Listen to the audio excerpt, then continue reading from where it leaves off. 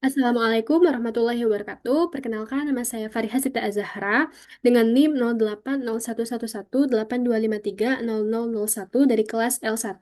Di sini saya akan mengerjakan tugas algoritma pemrograman yang mana tugasnya itu adalah tugas dari UTS, soal yang diberikan oleh UTS kemarin. Jadi soalnya itu ada 8 soal dan di sini saya akan mengerjakan dari yang nomor satu terlebih dahulu. Oke, yang mana pada soal nomor satu itu soalnya itu adalah membuat program untuk mengecek apakah tiga input yang diberikan ini tuh membentuk segitiga Pitagoras atau enggak. Jadi kita mengecek ya dari tiga input yang tersedia, setiap inputannya itu kalau dia berbeda dia akan menghasilkan Pitagoras. Tapi kalau dia sama, dia akan menghasilkan outputnya adalah bukan Pitagoras. Mungkin kita langsung aja ya kepada pemrograman di C++-nya. Oke, jadi untuk deskripsi atau cerita programnya itu, jadi program dibuat untuk mengecek apakah tiga angka yang dimasukkan oleh pengguna atau user itu dapat membentuk segitiga Pitagoras atau enggak gitu. Nah, program dimulai dari fungsi main sebagai tempat utama program berjalan. Di dalamnya dibuat tiga variabel bertipe integer yaitu variabel A, B, dan juga C untuk menyimpan nilai yang dimasukkan oleh pengguna. Lalu program tersebut meminta pengguna untuk memasukkan tiga angka melalui keyboard menggunakan cin. Lalu nilai tersebut itu disimpan di variabel A, di variabel B, dan juga di variabel C. Nah, setelah semua nilai itu dimasukin, program mulai untuk melakukan pengecekan dengan gunain pernyataan kondisi ya atau pernyataan if ini. Lalu program menghitung kuadrat dari setiap kemungkinan pasangan sisi yaitu A kuadrat ditambah B kuadrat, kemudian A kuadrat ditambah C kuadrat, dan B kuadrat ditambah C kuadrat. Ini merupakan rumus yang kita gunakan kalau kita ingin mencari dari segitiga Pitagoras ya. Jadi rumusnya itu kalau kita mau mencari sisi miringnya atau alias C ya biasanya itu rumusnya untuk A kuadrat ditambah B kuadrat dan seterusnya. Nah, lalu membandingkannya dengan kuadrat sisi yang lain. Jika salah satu kondisi tersebut itu terpenuhi, maka program akan menampilkan tulisan Pitagoras yang berarti ketiga angka tersebut itu tuh akan membentuk segitiga Pitagoras. Namun, jika tidak ada kondisi yang terpenuhi, program akan menampilkan bukan Pitagoras, yang berarti ketiga angka tersebut itu tidak memenuhi dari aturan Pitagoras tersebut. Nah, untuk algoritma deskriptifnya, yang pertama adalah program dimulai dengan menjalankan fungsi utama main sebagai titik awal eksekusi program. Lalu program mendeklarasikan tiga variabel bertipe integer, yaitu ada variabel A, variabel B, dan juga variabel C yang akan digunakan untuk menyimpan nilai yang dimasukkan oleh pengguna. Lalu program menampilkan pesan input A. Jadi ini adalah cout ya. Jadi komputer tersebut akan menampilkan teks input A pada layar untuk meminta pengguna untuk memasukkan nilai yang pertama yang akan disimpan nih di variabel A ini. Nah, lalu pengguna itu memasukkan sebuah angka tadi melalui keyboard yang kemudian nilai tersebut itu disimpan di variabel A.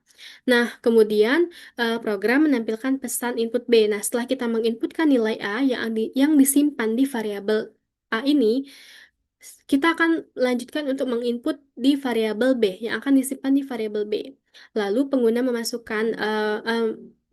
memasukkan angka kedua yang nilainya itu disimpan di variabel B.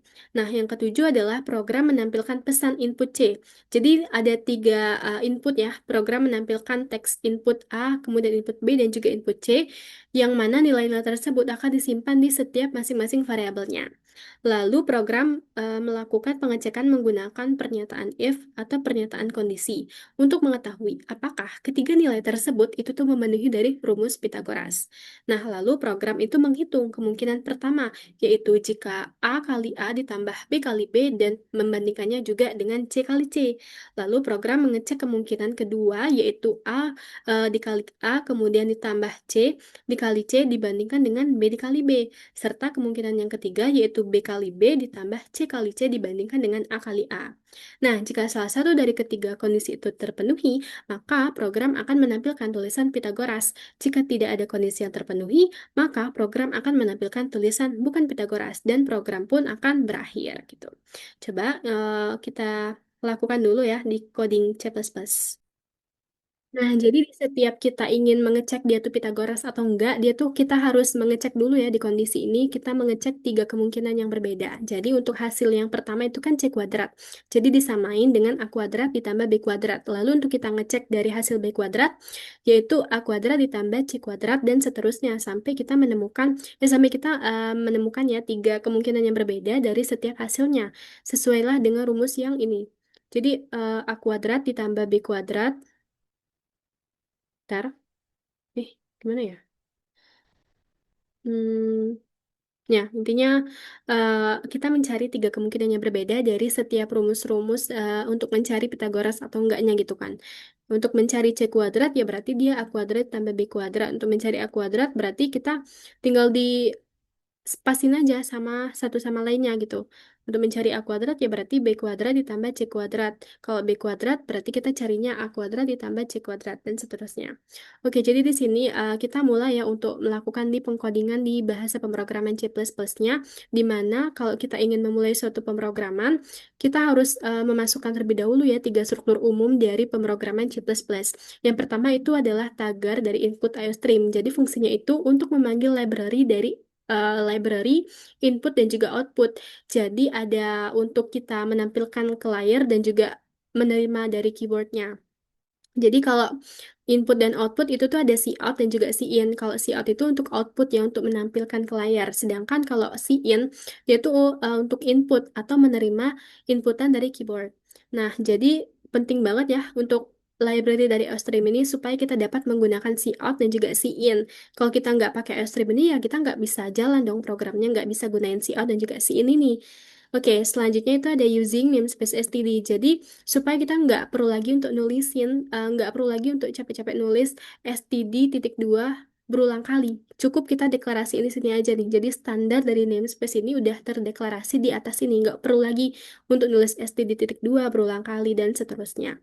Jadi misalkan kita mau nulis cout, cout-nya udah gini aja. Nggak perlu lagi untuk std titik dua cout, std titik dua in. Nggak perlu lagi. Cukup di sini aja. Nah, selanjutnya itu adalah in main. Jadi in main itu adalah fungsi utama ya, sesuai dengan namanya. In main itu adalah fungsi utama atau titik awal dari semua statement itu dijalanin gitu. Jadi program itu mulainya dijalaninya itu dari sini. Jadi penting banget kalau kita nggak masuk in main ya nggak bisa jalan gitu. Tapi tergantung juga programnya. Nah, baik, selanjutnya, setelah kita memasukkan dari struktur umum dari pemrograman C++, kita harus mendeklarasikan variabel. Nah, fungsinya itu buat apa sih gitu? Nah, jadi untuk kalau kita mau masukin suatu nilai atau inputan lah gitu ya ke komputer, nah, supaya komputer itu tuh bisa ngebaca inputan dari kita tuh apa, komputer perlu yang namanya itu adalah wadah atau tampungan gitu kan, supaya dia ngerti bahwa, oh ternyata ini inputan yang diberikan oleh user kepada kita gitu, kepada komputer, supaya komputer itu bisa membaca inputan dari user dan komputer melakukan statement-statement yang lain gitu. Jadi penting banget kita mendeklarasikan variabel ini ya. Nah, untuk tipe variabelnya sendiri itu ada banyak, tapi di sini kita menggunakan bilangan bulat karena supaya enak aja gitu kan. Sebenarnya kalau float juga nggak apa-apa mungkin, tapi kalau di segitiga Pitagoras biar lebih mudah kita gunain aja bilangan bulat ya, bilangan bulat positif. Kita makanya gunain tipe datanya itu adalah integer. Nah, di sini untuk variabel-variabelnya itu di sini kita gunain ABC aja ya, tergantung di soal tadi kan. Dia mintanya input A itu berapa, B itu berapa, dan C itu berapa. Baik, selanjutnya setelah kita mendeklarasikan variabel, kita harus membuat dari pernyataan komputer itu mau nampilin apa gitu supaya kita tuh bisa input nilai gitu kan. Jadi komputer itu melakukan yang namanya adalah cout dari input A. Jadi komputer menampilkan teks atau tulisan yang berisi input A ini. Yang artinya kita kita atau user itu tuh diperintahkan oleh komputer untuk melakukan penginputan input di variabel A gitu. Input di variabel A ini yang nantinya akan disimpan di variabel A gitu. Jadi misal ya, aku share screen dulu untuk runningnya, running programnya. Oke, bentar. Oh ini, oke. Misal kita input. Nah, ini kan udah langsung ya ke tulis di sini kan. Jadi ini tuh adalah si outnya dari komputer tersebut. komputer akan menampilkan nih. Kalau kita udah mulai statement, dia langsung mulai si input A ini. Jadi artinya dia akan menampilkan tulisan input A ini. Yang mana nilainya itu akan disimpan nanti di variabel A gitu. Misal kita input 3. Nah, 3 ini akan disimpan nih di variabel A. Maksudnya akan dibaca oleh komputer di variabel A. Yang nantinya itu akan dilakukan oleh proses komputer selanjutnya. Bisa itu pengecekan kondisi, bisa itu untuk menentukan hasil Pitagorasnya, dan lain sebagainya. Oke, mungkin kita sekalian double screen aja di sini ya. Oke, biar nggak payah-payah lagi. Oke, nah setelah itu disuruh juga kan untuk menginput nilai B gitu. Jadi komputer itu memerintahkan untuk kita menginputkan nilai B yang nantinya akan disimpan nih di variabel B ini gitu. Misal kita input B itu adalah 4 gitu ya. Lalu memerintahkan lagi kan untuk memasukkan inputan C. Sini kita input 5 gitu misal. Nah, ketahuan kan berarti ini hasilnya adalah Pitagoras. Jadi, untuk sistemnya itu, ketika kita sudah menginputkan nilai C, program akan mengecekkan kondisi. Tapi di kondisi itu nggak ada di program. Cuma sebagai suatu proses gitu. Proses yang nantinya hasilnya itu akan muncul di sini. Kalau pernyataan itu benar, dia akan masuk ke kurung kurawal ini dan menampilkan Pitagoras. Tetapi kalau salah atau else, dia akan menampilkan bukan Pitagoras gitu. Jadi ketika ada pernyataan kondisi if else, harus sekali ada tanda kurung kurawal supaya kita tuh tahu bahwa oh ini adalah program yang akan dijalanin gitu. Tapi kalau bukan, dia akan ngejalanin si else ini yang tanda kurung kurawal buka. Dia akan menjalankan si out bukan Pitagoras gitu. Misal ya, kita input apa gitu. Misal bilangannya sama gitu kan antara A, B, dan C. Misal kita input seperti di soal tadi ya. Nah, kita input ini. Bukan Pitagoras kan? Karena dia nggak memenuhi berarti. Untuk A dikali A ditambah B dikali B itu sama dengan C dikali C. Misal, A-nya itu adalah 9 ditambah dengan 9, 18. 18 sama dengan 9. Enggak kan gitu kan? Atau dia udah sama 18 atau 18 berarti dia bukan Pitagoras gitu karena dia nggak sama gitu kan tapi berarti kalau nggak sama dia akan berakhir di pernyataan if yang ini tapi dia akan menjalankan si kondisi else jadi programnya itu kalau dia nggak menjalankan atau nggak memenuhi pernyataan dari if ini dia akan lanjut untuk ke bawah ke pernyataan else gitu. Jadi setelah pernyataan else juga terpenuhi, maksudnya kalau pernyataan else-nya itu dia mencetak bukan Pitagoras dan dia langsung berakhir. Begitupun dengan kalau penampilan dari Pitagorasnya udah ada gitu, jadi program langsung ke sini gitu. Jadi untuk pernyataan kondisi ini dia akan ngecek if else gitu. Baik, untuk di pemrograman C++ mungkin gitu aja ya. Mungkin kita langsung aja ke flowchart-nya. Oke, jadi di flowchart itu sebenarnya bagan dari mana pemrograman C++ ataupun pseudocode-nya gitu. Jadi kita lihat aja langsung. Nah, oke. Jadi di sini yang pertama itu adalah pastinya kita memulai dulu program kan. Di sini ya, ada setelah in main kita memulai suatu program yang mana akan dieksekusi program-program di sini gitu.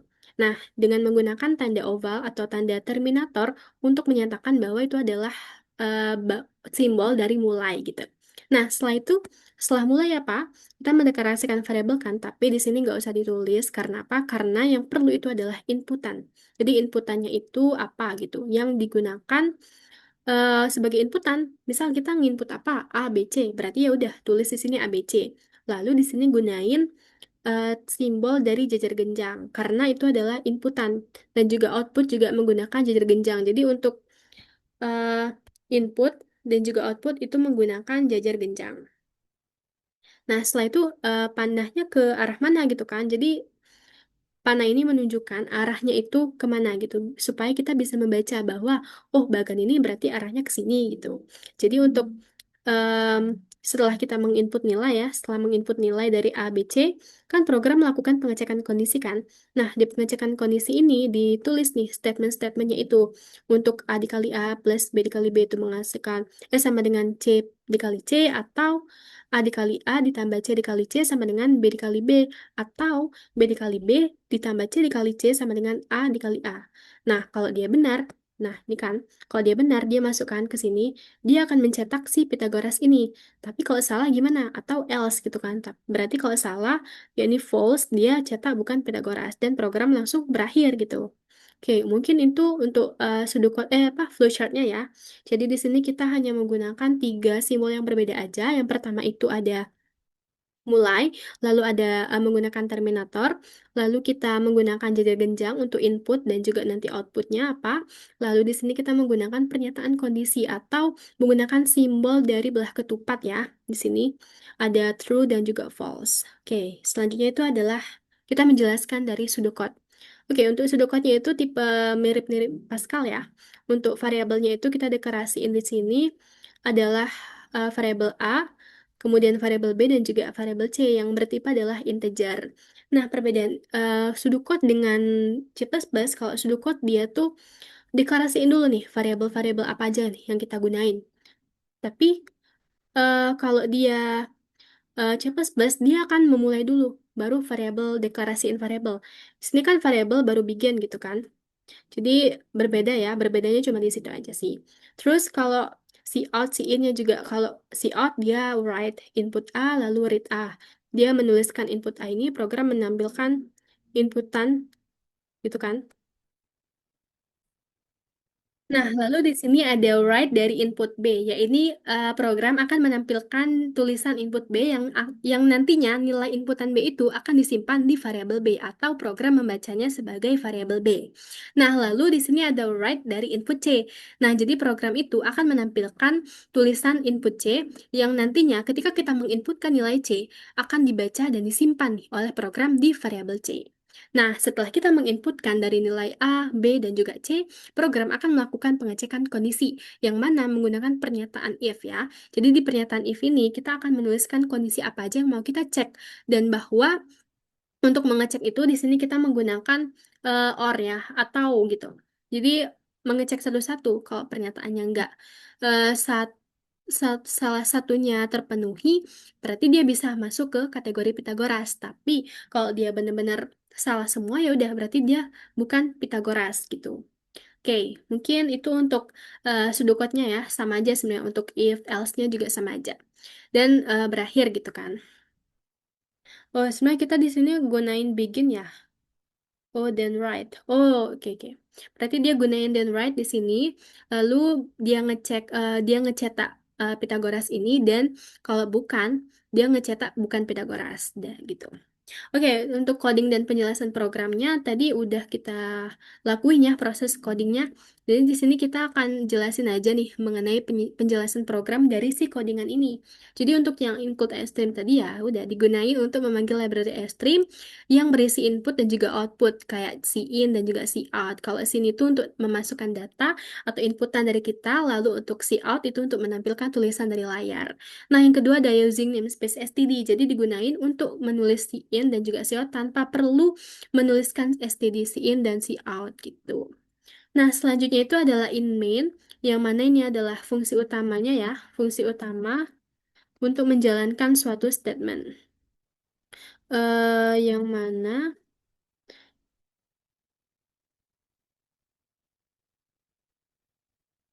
Nah, setelah itu di sini ada tanda kurung kurawal untuk membuka.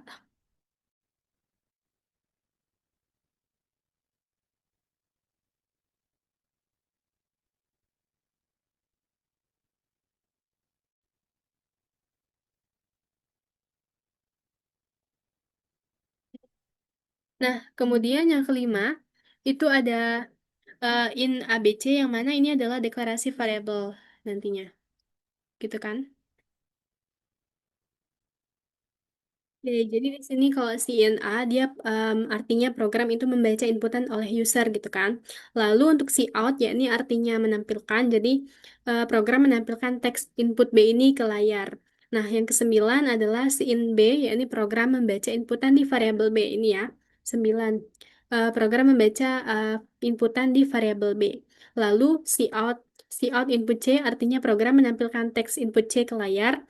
Cin C artinya program membaca inputan oleh user yang akan disimpan nih di variabel C. Nah, kemudian yang ke-12 adalah pengecekan kondisi yang mana if A dikali A ditambah B dikali B sama dengan C dikali C atau A dikali A ditambah C dikali C sama dengan B dikali B atau B dikali B ditambah C dikali C itu sama dengan A dikali A.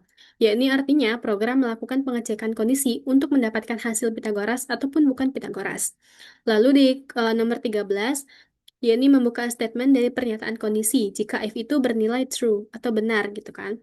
Lalu yang ke-14 adalah program menampilkan hasil ataupun mencetak tulisan bahwa itu adalah Pitagoras. Yang ke-15 adalah menutup statement dari pernyataan kondisi jika pernyataan itu bernilai benar. Ini lebih ke menutup statement dari pernyataan kondisi yang pertama ya. Pernyataan kondisi yang pertama,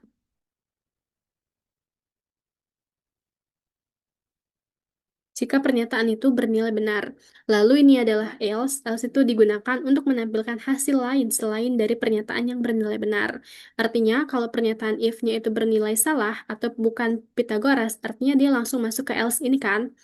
Nah, selanjutnya itu adalah tanda buka ini artinya membuka statement dari pernyataan yang bernilai selain dari true atau selain dari Pitagoras ini. Lalu adalah cout bukan Pitagoras, yakni program menampilkan hasil ataupun mencetak tulisan bahwa itu adalah bukan Pitagoras. Yang ke-19 adalah menutup seluruh pernyataan kondisi. Oh, ini. Oke, oke. Berarti menutup